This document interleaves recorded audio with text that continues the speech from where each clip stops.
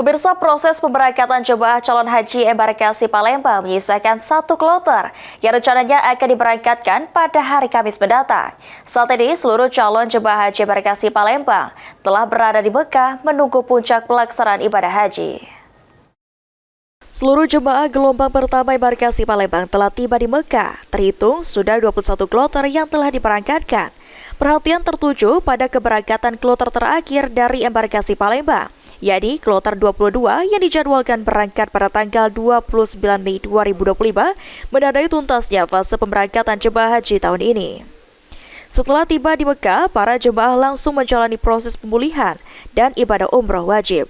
Petugas kloter mengupayakan agar jemaah tetap dalam kondisi prima menjelang puncak haji, yaitu wukuf di Arafah pada 5 Juni mendatang. Sekian pula jemaah kloter 2, jemaah gelombang kedua, ini jemaah dari kloter 12 sampai kloter 20 ini juga sudah berada di Mekah. Dan silahkan untuk sholat 5 waktunya.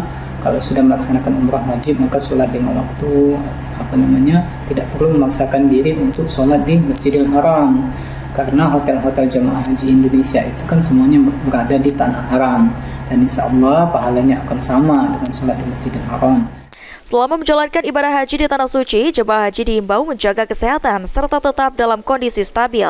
Terlebih para jemaah yang sudah lansia untuk memastikan kesiapan saat wukuf. Tim Liputan PAL TV.